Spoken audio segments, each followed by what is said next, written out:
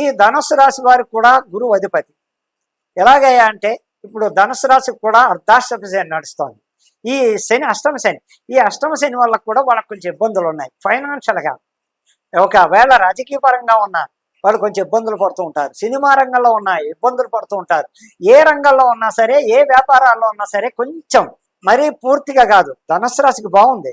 ఎలాగా గురు మహాదశ నడిచి వాళ్ళకి, బుధ మహాదశ నడిచి వారికి, శుక్ర మహాదశ నడిచి వాళ్ళకి, ఇలా దశల్లో ఉన్న వాళ్ళకి టాప్ పొజిషన్లో ఉంటారు. అష్టమ శని ఉన్నప్పటికీ, ఆ 2.5 సంవత్సరాలు దశ నడుస్తున్నప్పటికీ వీరికి దశ బాగుంటే దిశ బాగుంటుందని, అలాగే పొలిటికల్లో ఈ దశ బాగున్న వాళ్ళకి వాళ్ళ పదవులు బాగుంటాయి. లేదు ఏ రావు మహాదశో, ఏ శని మహాదశో, ఏ నడిచి పదవి గండాలు ఉంటాయి. అలాగే జాగ్రత్తలు పాటిస్తూ ఈ ధనుస్సు రాశికి కొన్ని విచిత్రాలు జరుగుతాయి. అనస్పట్టుడుగా పదవుల్లో విపరీతమైన అదృష్టాలు కలుగుతూ ఉంటాయి వీళ్ళకి కూడా. ఈ రాజకీయ పరంగా సినిమా రంగంలో కూడా వీళ్ళకి అనస్పట్టుడుగా మంచి పేరు ప్రతిష్టలు రావడం, అనస్పట్టుడుగా సినిమా హిట్ అవ్వడం, ప్రొడ్యూసర్లు బాగుండడం, హీరోలు బాగుండడం, హీరోయిన్లు బాగుండడం, ఇలాంటివి సగం మందికి బాగుంటుంది.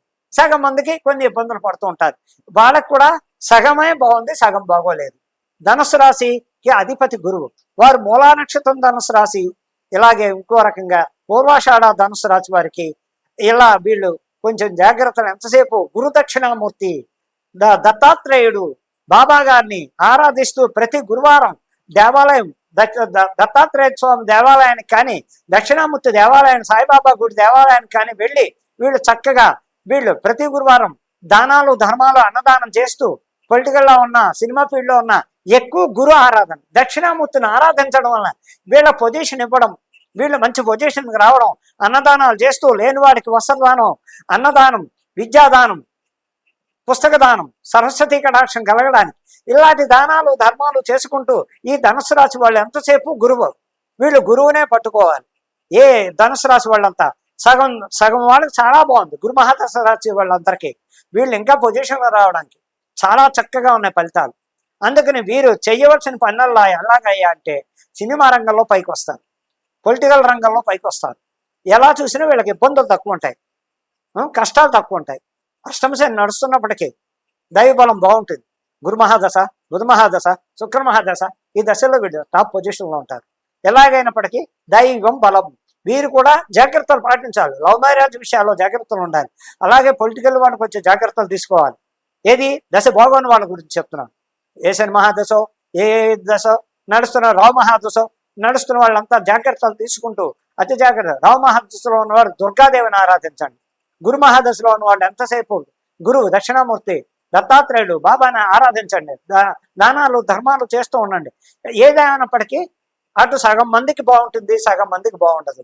అలాగే వ్యక్తిగత జాతకాలు చూపించుకోండి. మీ దగ్గర ఉన్న జ్యోతిష్యుల్ని, పండితుల దగ్గరికి వెళ్ళి మీ వ్యక్తిగత జాతకాన్ని చూపించుకుని, ఏమండి వాళ్ళని ఈ పరిస్థితిలో ఉన్నా, ఏమన్నా నేను సినిమా తీయచ్చా, పెట్టుబడి పెట్టచ్చా అని అడగడం. అలాగే నేను ఫైనాన్స్ పెడదాం అనుకుంటున్నాను, లేకపోతే ఒక పొలిటికల్గా పోటీ చేద్దాం అనుకుంటున్నాను, నేను చెయ్యొచ్చా చేయకూడదా, ఇలాంటి విషయాల్లో జాగ్రత్తలు పాటిస్తూ ఇంకా వివాహ విషయాల్లో జాగ్రత్తలు తీసుకోండి. లవ్ మ్యారేజ్లకు వెళ్ళకండి, ఇబ్బందులు పడతారు అని మరీ చెప్పడం. అక్రమ సంబంధాలు తగ్గించుకోండి. అందులో కూడా పోలీస్ కేసులు విపరీతంగా ఇబ్బందుల్లో ఉంటారు. అందు గురించి నేను చెప్పేది తదుపరి చెప్పడం ఏంటంటే, మీరు విపరీతంగా సగం మంది అన్ని రంగాల్లో బాగుంటారు, కొన్ని రంగాల్లో బాగుంటారని చెప్పడానికి. ఏదేమైనప్పటికీ జాగ్రత్తలు తీసుకోండి. గురుదక్షిణామూర్తి దర్శనం చేసుకోండి. ఇంకా ఏమైనా మీకు చెయ్యాలనిపింటే, ఏమైనా దేవాలయాలు కడుతూ ఉంటే ఫండ్స్ ఇవ్వండి. ఏమైనా వేద పాఠశాలలు ఉంటే వాళ్ళకి ఫండ్స్ ఇవ్వండి. ఇలాగే నిత్య అన్నదానానికి ఉంటే మీకు ఓపిక ఉండే నిత్య అన్నదానానికి డబ్బులు కట్టండి. లేకపోతే మీ చేతితోటే నిత్య అన్నదానం చేస్తూ ఉండండి. ఎంతో పైకి వస్తారు, ఎంతో లాభం ఉంటుంది. దైవ బలం మిమ్మల్ని కాపాడుతుంది. ఈ గురుబలం మీకు బాగుంది, గురుడు చక్కగా సహకరిస్తాడు. అలాగే గురు ఆరాధన జనాలకు సహాయం చేయండి. లేనివారు వస్తే వస్త్రదానం కానీ, అన్నదానం కానీ, ఇంత పైసలు మీకు ఉన్న దాంట్లోనే ద్రవ్య లాభం దానం కానీ చెయ్యండి. ఎన్నో విషయాల్లో మీరు పైకి రావడానికి, ఆరోగ్యంగా ఉండడానికి ధనబలం, గురుబలం అన్నీ బాగుంటాయి. అక్కడ పొలిటికల్గా బాగుంటారు, సినిమా రంగంలో బాగుంటారు. సగం మందికి సగం అటు సగం ఇటు మిశ్రమ ఫలితాలని చెప్పడానికి, అన్ని రంగాల్లో ఉంటుందని చెప్పడానికి బాగుంది. ఏ రకంగా చూసినా ధనుస్సు రాశి వాళ్ళకి ఒక బుద్ధి ఉందండి. ఏమిటయ్యా అంటే, ఎంతసేపు ఒకళ్ళు మోసం చేసే తక్కువ. కానీ మూలా నక్షత్రం వాళ్ళ ధనుస్సు రాశి వేరు, పూర్వాషాఢ ధనుస్సు రాశి వారు వేరు. ఈ మూలా నక్షత్రం వాళ్ళకి పవర్ ఎక్కువ ఉంటుంది. ఎవరి మాట వినరు, ఎవరి తత్వానికి వీళ్ళు వినరు. అసలు ధనుసు రాశే టాప్. ఆ ధనుసు రాశి వాళ్ళు ఎవరి మాట వినే తత్వం వాళ్ళతో వచ్చిందే, అవుతేనే వాళ్ళకి దైవబలం ఎక్కువ ఉంటుంది. ఆ దైవబలం వల్ల కొంత పైకి వస్తారు. కొంతమంది మూర్ఖత్వానికి చేతులారా చేసుకుని నష్టపోయే వాళ్ళు కొంతమంది ఉన్నారు. ఈ ధనుసు మూలా నక్షత్రం వాళ్ళు ఎక్కువ నష్టపోతూ ఉంటారు. ఎందుకంటే అహంకారాలు పోతారు. నేనే గొప్ప, నేనే ఇది, నాదే పై చెయ్య. ఇంట్లోనూ అలాగే ఉంటారు, బయట అలాగే మూర్ఖత్వంగా గొడవలకు ఎదురెడుతూ ఉంటారు. దానివల్ల నష్టపోవడానికి మర్డర్లు జరుగుతూ ఉంటాయి. వీళ్ళు కూడా మర్డర్లు చేపించడం, వీళ్ళు కూడా మర్డర్లు పాలవడం, అమ్మాయిల విషయంలో దెబ్బలు తినడం, గొడవలు అవ్వడం, ఈ విపరీతమైన ఇబ్బందులు వస్తూ ఉంటాయి. ధనుస్సు రాశి మూలా నక్షత్రం వాళ్ళకి ఎక్కువ ప్రాబ్లమ్స్. అలాగే పూర్వాషాఢ నక్షత్రం ధనుస్సు రాశి వాళ్ళకి వేరేగా ఉంటుంది. వాళ్ళకి గురువు అంటే పెద్దలన్న గౌరవం, బ్రాహ్మణులన్న గౌరవం, దైవభక్తి అంటే దేవాలయాలన్న గౌరవం. వారికి ఓ టైప్ ఆఫ్ పద్ధతులు ఉంటారు. మూలా నక్షత్రం ధనుసు రాశి వాళ్ళు ఓ టైప్ ఆఫ్ పద్ధతిలో ఉంటారు. వీళ్ళకి అహంకారం ఎక్కువ ఉంటుంది, వాళ్ళకి అహంకారం తక్కువ ఉంటుంది. అయినప్పటికీ ధనుసు రాశి స్పీడ్ ఎక్కువ ఉంటుంది. ఆ స్పీడ్ తగ్గించుకుంటూ దైవ బలాన్ని పెంచుకుంటూ అన్ని రంగాల్లో పైకొస్తూ జాగ్రత్తగా ఉంటూ మీరు ఏ రంగాల్లో ఉన్నా ఎవరికైనా ఉపకారం చేయండి, అపకారం తలపెట్టకండి. మీరు అందులో మూలా నక్షత్రం వాళ్ళకి మూర్ఖత్వం ఎక్కువ ఉంటుంది, అది తగ్గించుకోండి. ఎందుకంటే దెబ్బతింటారు సంఘంలో. మీరు మర్డర్ కేసుల్లో ఇరుక్కుంటారు, మీరు రకరకాల సమస్యలు, ఆడవాళ్ళ విషయాల్లో జాగ్రత్తగా ఉండండి. మీరు పోలీస్ కేసుల్లో ఇరుక్కుంటారు, యాక్సిడెంట్లు ఉంటాయి, జాగ్రత్త. యాత్రలకు వెళ్ళేటప్పుడు జాగ్రత్తలు తీసుకోండి. తిదివార నక్షత్రాలు చూసుకోండి. అలాంటప్పుడు చక్కగా వెళ్ళి యాత్రలో కుటుంబ సమేతంగా వెళ్ళి యాత్రలు చేయండి. పూజారుల ఆరాధన, బ్రాహ్మణుని దైవికంగా చూడండి. వాళ్ళకి అస్తమానం ఏదో ఒక దానం చేస్తూ, వస్త్రదానమో, దక్షిణ దానమో, అన్నదానమో, బ్రాహ్మణులు కూడా ఆరాధించండి. దైవాన్ని బాగా కొలవండి. మీరు ఎన్నో విధాలుగా ఎన్నో రకాలుగా బాగుంటారని. అక్కడ ఇంకో రకం ఏంటంటే మీరు చెయ్యబోయేది ప్రేమలు ఎక్కువ ఉంటాయి. ప్రేమ ఉన్నప్పటికీ మీరు ఇంకో రకంగా ప్రవర్తించరు. ఆ ప్రేమను చక్కగా 10 మందిలోని పేరు తెచ్చుకోవడానికి కూడా సాహసిస్తారు ఎక్కువ.